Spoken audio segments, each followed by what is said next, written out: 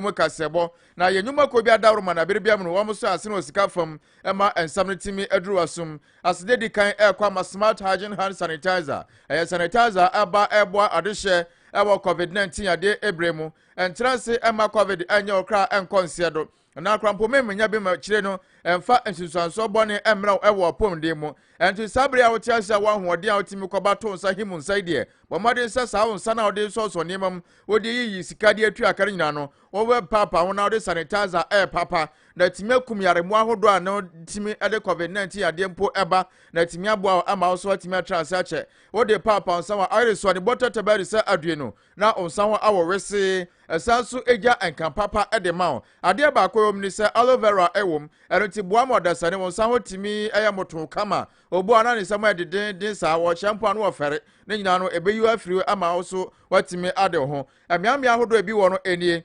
ENG pharmacy ewa Agogo Obuase Georgia pharmacy ewa Agogo dwane che hono mo a afi Roman store ewa Russia Park Kings and Royals pharmacy eni lelele station no ena edi ahwane mu 77 pharmacy ewa Hwidim nyame na enterprise ewa Gidim CSC bia hono mo a Paradise Prime Ventures ewo CAC bookshop eriso ewo Gidim Habi afi Kumasi eye Asafo market oba fidie mu aso ba kwana dodo atu no nsabeka eye afrane nchiremu ewo 0552 664 296 and 0561 506 480 now sa aka smart hygiene hand sanitizer bi ato na odi abo ho ban ewo covid-19 ade ebremu afasire di hobio ekọ ama life herbal clinic ya bia ayaje ayarehwe ya de ni mobadu abi so ane kona na ekona enti won kopati se bidro se antu ya de na se na kononum no bi so kotrawe a ya de eba so no ampadro ntu ase no ya matramako epe dakro muya de na ka hwe ho apobonu safe de waje wadaka tia eno se de basa ya na hadwen anonti anopa ya wotemen kan bobody saudu ani bachelor life herbal clinic na wakoje ayarehwe ya de biara omohwe bidro so ne de be mante eka ya de na ape na apeba biafa ama so ayaresa ne wapomde no wonsa atumi aka ebia wodidi a wosotia na etie oba bia bu anasa honam nani no ansansa abaje owede no aboso odi ne de apapa sa de friends stretch marks no afa wo so didi a wosotia na etie ebasa ehadwe ni pabikura timi de wani bu se jama bia bibi ekoso odi padua mu a enkura betimi ayare bone na so bia na ntisa odi no aya hututu anasa bia no fom kokra waye mmere ewo mpam ane de odwo so aya wote ya no bombody so do wani bachelor life herbal clinic na on ahwew wo kwa ye de fidie be ni padua mu hwene mu mpo ansana ye draduro aka ni padua no Agogo Obuase Ogboro Soccer Center nchen won mo pe na obehunu atraye afe ba ko wo Korongo awo junction so a oduru wa bensa kwan ho wa sandboard ebo a director de wa copy atra ho na de ba kwa ampanifo se mfanto ani mu ene se otwedi amponyakopon ya aduma net anopa yai empanifo a da life herbal clinic ano ebetu amadwumafo bi akọ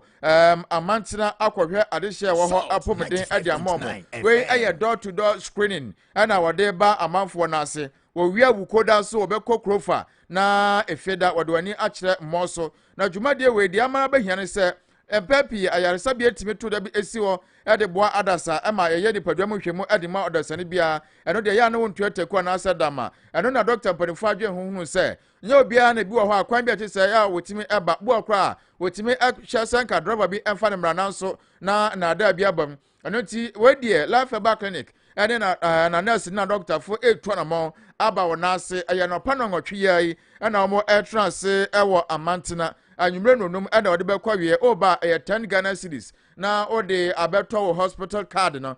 so da bibia betimi de ababaja yarehwe ewo life herbal clinic enteno so konya ba kwa ho no afa ya hwe owie no beto aduro ande sika kuma bi aka ho no na ode ajiwaduro akope wa yaresa ade amawankasa ni padua aye ane Dr. Pani enkasa 0553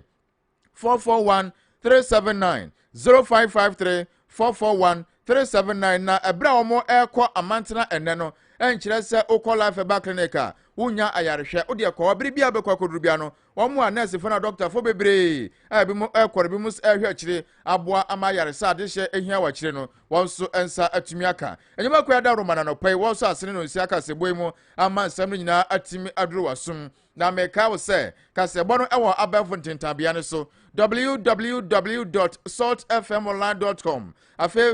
Facebook Salt 95.9 FM mo amo de no tune in to say radio de no and also Salt 95.9 FM. Oko YouTube Salt Media GH. Ɛhɔ nyinaa Kasiebo no etwagu. Afei information centers a hodo bi so ekura Kasiebo mu anɔpɛ a wɔn so ɛfa bi ato apete ama adehye dodo na anya bi ati. Me amagye brɛ ade Kasiebo ɛbro no. Edi amagye so ɛne ɔkwaframoa Kwame Appiani. Afei gyebrɛ na yɛmonwura nsɛm no emu. Salt 95.9 FM. Salt 95.9 FM. Yɛhyɛ nsɛm no se ade afiri ɔman mu court kokroko no emu. Mekyerɛ Supreme Court na sɛnea a ɛda hɔ no yɛ nano da bato ato nsusanso ba Andy Samnyoko no on Frank Katune John Dramani Mahama ɛne mpanimfoɔ bi a ka ho anya ntum ɛna wɔde kɔda Supreme Court sɛ ohia nkyerɛmu ade afiri abato commission atraye ɛbra ɔkwa no ɔsan ɛsama NPP Samnyoko no ɛka ho ɛnti nipa mmiɛnsa sɛnea ɛna ɛkɔ so ɛwɔ Supreme Court hɔ mpanimfoɔ atwe ho bia mɛnra wɔn kɔ ho asetra na asetra mu na beto dwa sɛ nanka Andy Samnyoko no deɛ wɔn dusua egiram ɛsɛnka wɔ pɛkwanya ama maame Jen Mensa bato komisa dwamtrani abegyina adakam ama lawyer Chatuchi Kata atotona no ɛwɔ nsɛm ahodo bi a ɛne Andy Samnyoko no ɛbɔ bra ɛwɔ nano danso nso ɛbae wɔ afie atwa mu abato no emu nanso preso bia anya yie ama court no ahyɛ sɛ nam sa anya yie ntino asam ne atoto bia deem a wɔtwɛn ahwɛ ne mu sɛ ahoboa mu no wɔn betimi aboaboa ho na ɛda esem no wɔn nyinaa timi aba behia nase bia wɔtena ase na asene no wɔn atimi aboa na nra ɛbra asene no ɛkɔ so akyire no atemuafo pani ɔwɔ ɔman mu Chief Justice Kwasi ane ne aboade nsɛm to dwa ɛfa ɛnra nkɔmɔ a ɛkɔ so ɛwɔ Supreme Court no ɛho na yɛntie nsɛm ɔde to dwa no ebi. I do not consider that this case deserves any lengthy treatment. I think that it represents a classic case of a losing party seeking to re-argue its appeal under the garb of a review application. It is important that this court should set its face against such endeavor in order to protect the integrity of the review process. This court has retreated several times without number that the review jurisdiction of this court is not an appellate jurisdiction, but a special one. Accordingly, an issue of law that has been canvassed before a bench of 5 and on which the court has made a determination cannot be registered in the review application simply because the losing party does not agree with the determination. This, unfortunately, is the substance that the current application before this court is. End of quote. The application and the review was dismissed because it was not based on any known law or rules of practice. We dismiss the instant application as being wholly without merit. So, 95.9 FM. Enya yeti ye ya temuafo pani owo man mu yewra Kwasi ane ne ebo na ode nsɛm to dwa kyerɛ mu sɛ nanka Andy Samnyoko no kwanya bio nanka wabie wɔn nsɛm no mu ama ma me Jemensa begya kam ne atoto na no nanso ɛbra a wɔdɔ nsɛ bɛda court no kyerɛkyerɛmu a wɔde ba yɛ no anya de a betimi aboa ɛma mpanifo de anyina so sɛ nka wɔn nsɛm bi wɔn asɛm no ebio ntimi no kase de wɔn ato nsɛm nim na no na ɔsade to dwa kyerɛ mu bio sɛ ɛnam sɛ ɛnɛ yɛ ntutu nyinaa akɔ wie ntino wɔde ato mpanifo ne afane nyinaa sɛ obia entro ne sam emra ese esi ade asane de bedan court no obia to ne nsɛm de friends ya close case no na ebre a ya woda obenim de toso enadru ho a wɔn atimi atra asam no so abua ɛhɔ so nsɛm ade to dwa no bi enie. We are of the opinion that the petitioner should be granted leave to file his closing address on or before the close of Tuesday, the 23rd of February 2021, in the interest of justice. Yeah. We're grateful. Yeah. Yes. The petition is adjourned to the 4th of March 2021 for judgment. Salt 95.9 FM. Enu ti nyame adomo a March de toso 9 de ye ne choko be se atafre ahwe ase no wana ne agise obutu enti be toa so ne de ne de akira akosi se sa da no ebe so wo mpaibom na awrade boa ne nyina tin koma ye hu se de ne bekoso e wo Supreme Court ye da so je Supreme Court nsamsam emu Kasamafo pani di ma NDC Amnyoko no anokro ya so eka aya amradimfo a wo ebo yera John Dramani Mahama ewa sani ekoso ewa Supreme Court no emu ne din de owura sameje mfi no de to dwa kyerem se omampani dada John Dramani Mahama nano da no kai sa asam ha no enti obekwa akoda akota fe kra de akwari se ye di sutro mienu ama woni hane no onu mu odina asam kwa de cha de se biara no na ye ni sum se dwa na dwa no enya se bia ye de nani so adane te se bia twenya ye bomu ani kan so na emom empanifo ate pronti no kwakwa se niema ekoso se bia nka won de asam ba betimi atena se aye hwehwemu de afa ho no ye koduru ya pa o ya botogu ye koduru ya botogu ache se se niema ekọ no ono sameje mfi hunu ni se kwakwa se empanifo ate pronti e Supreme Court no womo ene yewra John Dramani Mahama eni ni ye kra wode nsem kire mu eba ye fa nsem a wo su se enkoye editor yewra John Dramani Mahama e Supreme Court asedi emu. The petitioner is worried that the courts in deciding these applications are not applying statutes that have been passed by our parliament and statutes that the court has been applying in other cases. And we think that the petitioner is being denied a fair hearing, and it is important that these issues be pursued to their logical conclusion. Now, why are we doing all these things? We are doing these things because of the constitution that all of us as Ghanaians have agreed to be bound by. Article 63.3 of that constitution says that no person should be made a president until and unless he attains more than 50% of the total valid votes in any presidential election. Salt 95.9 FM. Eroti NDC for how our Supreme Court sama ekosimu ana owura samejemfi a cherechem sa when yan sama America da court Yewra John Dramani Mahama du be kra na era ho no enya se bia asem na enkoye mfama no se bia dache obedi mu nkugo na emom de ekoso ewa senenim na bere bia mu no yade asem be koso court na boagu sa no ya de hadwen editor NDC amnyoko ni Yewra John Dramani Mahama na no achi no ene so afo ya boni de sa ohwa mane bom sam so ewo man mu wodimonyamfo kwadwo ponkroma so de ade atodwo akirem se ade afita na wogi ho achinya enye yie na NDC amnyoko ya kasa o makasa nim se nei o makwa kutire ena o mowe nei esoso o madaye ne nyina ne se ebre to abawie ewo man mu no mo sha se ye dede o yempro Ghana fo bia chitafo de ma NDC ebi so mpanifo se mo mprende na asie no so aba no de obia anya 50+1 no nto mampani akufa do kwase no yagini tumi so mampani enye yie na no da beka ya Yewra Johnson se no katia ebeka edi tudwa se woniema hodo a akoso ne de asie wa fe atwam abato no enya de a ebokwa ato so mampani akufa do timba ya mampani eno ti saa semo anei na no da ma me jemensa de abababo so ese papa na di nkonim no eno no mo gitumi anye yie omo mfra no mampani na msa okọ aya Jubilee House ho pa ono de oye watchman a wo hwe fie ebre no so a de fie ne de an beba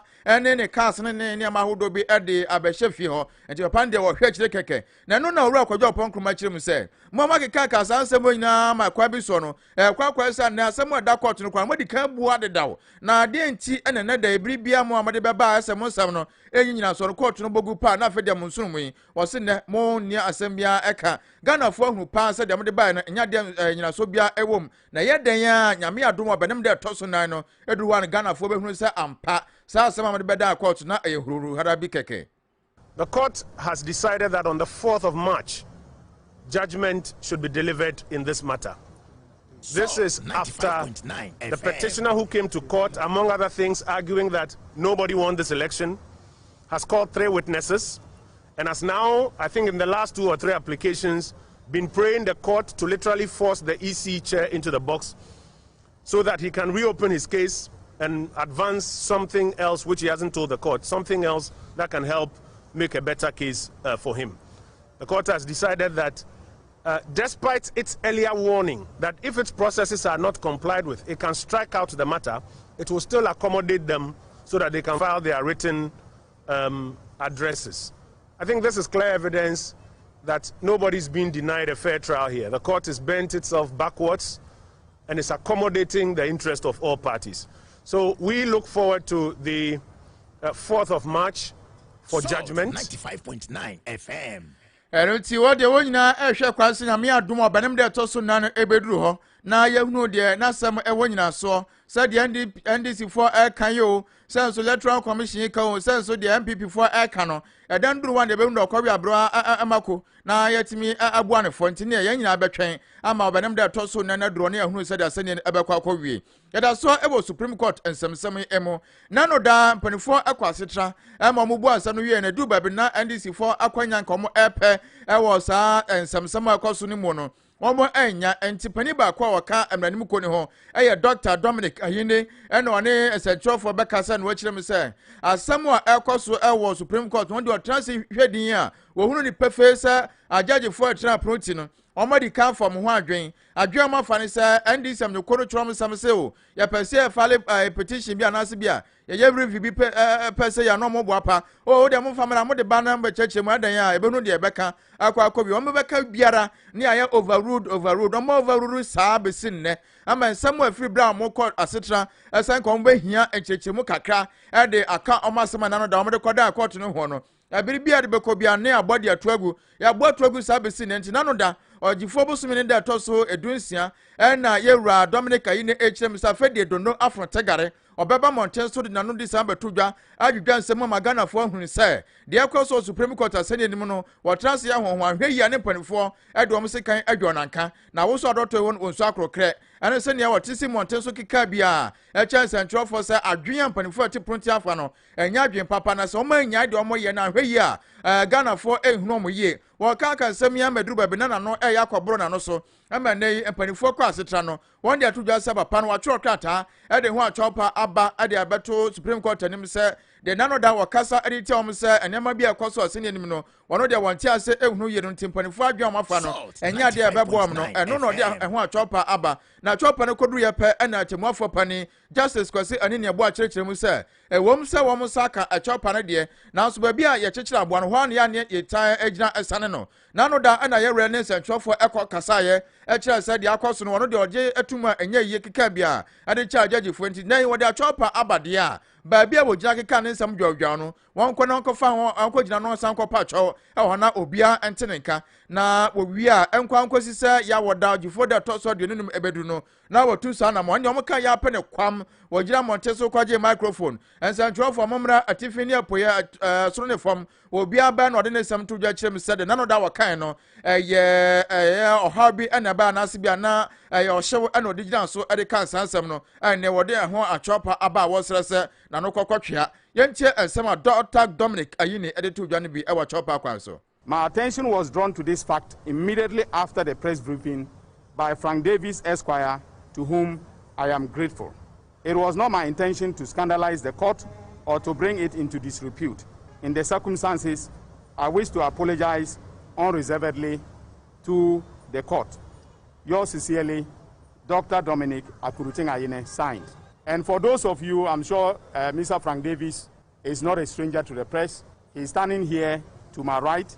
I remember on the 16th of February when I finished addressing the press, he walked up to me and reminded me that the phrase that I had used, that there was a predetermined agenda, had crossed the line. And that is when I started thinking about whether or not I had crossed the line. And I agree absolutely with Mr. Frank Davis and those of you who think that I crossed the line on that day. I wish to unreservedly apologize to the court, that is the Supreme Court of the Republic of Ghana, as well as the justices in particular who sat on that day. There was no intention on my part to impugn their integrity. I was just expressing a sentiment with respect to the ruling of that day. And I want to render an unqualified apology and to retract the words that I used on that day in their entirety. Unreservedly, I will not in any way want to disparage the Supreme Court of the Republic of Ghana. You can see I'm lost for words because I don't want to be, 95.9 FM. Eni ayeti ye Dr. Dominic Ayine no chem se ono kwa mo no gina kwa se bi oni tirimu nsam nyina asasa no ko kan ma na de waka ko we nyina ne se achopa na wode ma empanifo se ne nsado ne nsam kutodwegu fam ase da na no da wakan no wanka ne ye ompanifo emfa nche na asem tiewa na wode atodwai anopa no nsia kasebo na asogu so awotie no na nse wo wabaru se ye wakasa hodo bi a etai eso sika ekosika krabia hodo emo ye fense bullion van nano da beto dwa ese kai bi akonya kwansha ewo nyankoma se no ebe oboaso junction ewo adase fom na mansirimu Asante mantem na ebra kwansha no ba san na nipa bonefo bi na edi akiramo eye kwamukafo na ombo apa akohia kai ewo kwantimpom ma wi anse no omo ene do shekane watwika no edi no nyonyo sa no na enye won kwa na sa ha we edi kan atodwa emiamia hodo bi odi se bia tachiman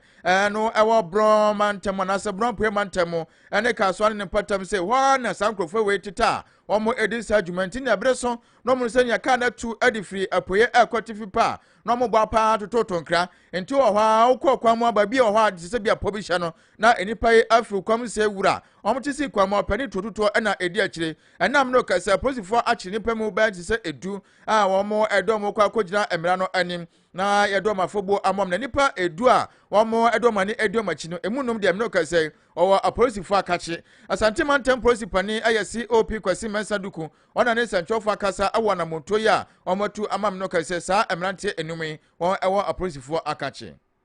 papa yeshia mu ayeshia ha no aye robbery incident bi a emse mu nyina mo nyim ebe na otwe mi ensani armed robbers omo nipa be edu omo attack commercial bank for Golon Van na a freedom kwa onofin na 95.9 FM edubiase emono police ni ba ko efrimu omo police ni ba ko tu e ma omo timu so omo so prepare na men charge any amanfo so aso omo de to form any information aye nya ye no ye timachi enipa enu a esusu se na omo attack Golon Van na omo police ni omo ya che omo a omo wo yakuku mu sisi ano abrante ba ko di bisma osu ansa Elias obese oni ekoche no tachiman na abrante ba ko so Azuma Titus 23 years oni so ekoche no guapa masere ya Kofi Matthew Elias Waisa also ekoche no apre side ho odi ekoche no kodo Egapon Elias Labesta 30 years also a driver woka sprinter bus free oboase eba kumase ha na ono na omokwa ko operation odi omokọ obefo omo na odi omokọ omo yo operation ni so a wasade omaba omo so na se Golon Van no ekwa omo titite hu ba dukura omo monitor ba bia free ba ne ba no badu na omo so aka kire omo oka ho no na omo ayo operation so for omo ya chi omo ne jira chi no ana ma titite so a oka ho ma ne yedum no ndi ba ko so de kodo da ko 26 years odo na ekwache no kaswa na obi a se dodo na so operative osunyane so 95.9 FM you free no hono ka no osunyane na yesaka ka to hwe oya to se wo mu wo baby enti edu so me operation na omakade omu na Salt 95.9 FM enti ni atie aye COP Mensaduku Asante Mantem polisi pani na odi nsem nyina to dwam no kasoko Facebook abensem rancha ya kire omo no omo ejirejira ho abanka ba edada wo nyina ensa motim se adwenbone na ewo mutirim se bra ya prenkoso ewo sika sam tutum no omo de omo tachire na adwenbone ne mu kronobo won edinam edisa adwumade na yewura asa kirem bio se bra omo kirom no wonya sika ene cars bed sadue no ene niam ahodo bia ekeka aka won kampo de salon cars bi Toyota Corolla na tricycle ba ko ni motorbikes ne niam ahodo bia ekeka ho ewo so nsam kirikire mo de man no enie no de ense Golon Van je bank fo esika enko na mo tande twa na ye che wo no sika yetmanya fi omo 53,934 Ghana cedis sika ya tmanya fi no ye amsa mo am be mo di ko na maka na ye sika ye fi omo no ye sanya Toyota Salon Corolla Salon ka bienu na praja ba ko so in 2 motorbikes ya free suspect no omo ya chi omo nyina admit de na sika no ho sika na kraka o de aba wɔde kɔtɔ kaa ɔde ne de aba ebinom de akɔ boutique ne nyinaa so nti ne esi kan no yakɔte sa ɔmo nɔɔma ne nyinaa ne yɛyi bebree tisese yi wɔn ɛsi akuku mu a yɛtototo wɔn Salt 95.9 FM.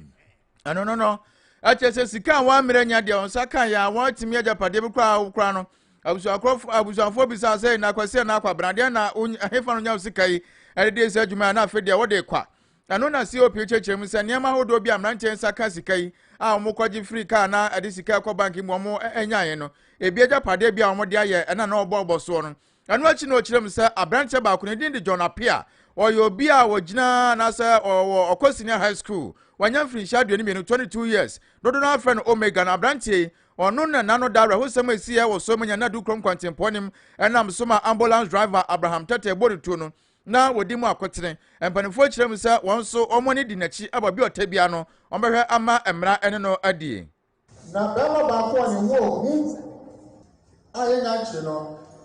yɛfrɛ no John Apia ne di baako ne Omega ɔno ne ɔmo regulator ɔno na operation kuru so a ɔfrɛfrɛ wɔn mu nyinaa bi no wɔ Kasoa Sumna ne Tachiman Ekumase ɛne baabi a ɔmo ayi no ɔmo accomplices no bi a na ɔmo afrɛ ɔmo na ɔmo akɔyɛ operation na saa John Apia Omega yi ɔno na mede mi photo ɛkyerɛ mo no mesrɛ mo mo public ne ehu saa aberanteɛ yi incident a esi ambulance driver no ewu wɔ ɛbɛn kuro na efiri asese ɛbɛn kɔfɔ bia no according to the information na ɛwɔ no ɔno edi akotiri wɔm paa ɛne aberanteɛ baako maatentɛn no ɔmo mmienu edi akotiri ayi wɔm paa maatentɛn no deɛ yakye no na aka Omega no. Salt 95.9 FM. ɛno ti John Apia akwara awusua ɛnam wɛ wode dompe ɛna ɛhyɛ sɛ 22 years awɔ senior high school kronobɔ ɛne akwamukasam ɛna de asi ɔno so na so ɛden ya yɛbɛkyerɛ ne do abɛgyina ɛmrana no COP mensa duku ɛyɛ Asante temposi pani ne ne ɛna yɛte yi na yɛbɛda ne ho agyina akɔgye enkrato aba ba yɛde yɛni bɛkyerɛ amnane ensɛm mu.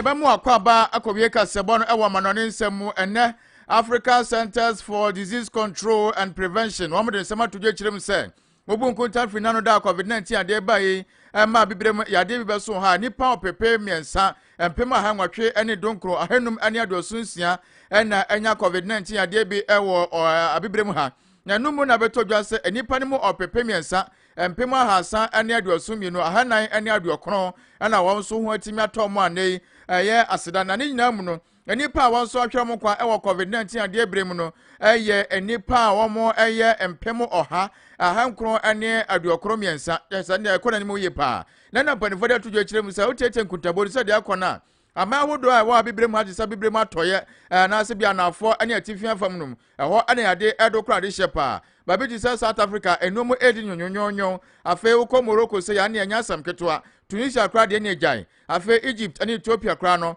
womo johomba bia enye yi a chese covid-19 no enomo edi na birikabirika sa na South Africa mpodi abetodwa ase nipa ya womo ahwe mo kwa ewo yade mu no etwambare se empem aduana enwotwe ane akire anenyan akoyo ha ani mu atete na no na panifo de tudwo kire mu se sade ade no guso akwaso bibre mu hase no asase ye me ni da oni ana motu ebetu nyina no ye pira obambo ankoba ne sa na niema aye sade tie ya ye jeja ho na ye mfa mra enya adwuma covid-19 enhyemu de ane yade no ada ebeka abana nim bi oti saka ide ahye 5G no anhwe ya ne antimi anya nyina so ewo ya na motu mu enti ya ye nkoso ane ntu ya na mo yi na timi aboa ma yade no ya krakra ewo ya sitremo ye begina wesam so na no pano siaka sebo ebo ano ede bai was salt 95.9 FM so no yadina aba awiye asida enkoma OPD mayor sanopai oboa ensam na no ede maame afa aboafo e ka me ho ne nyuboku e so masere no wonso asida ne bi ekode amomo mo so amohwe e o Facebook Kofi Premai ene Kofi Kantankamba afa Virgin Chairman Chelsea also woncha ekode ama we honorable lawyer Andy Andrews amwako asema aye formina amrashedwani ene agdi unpredictable mo so no pay mo nsam no ebe kayensa e wo Facebook medo besi adawase medidi okwafra mo Kwame Appiani anopai medawase ema mo aniti abusia ayenda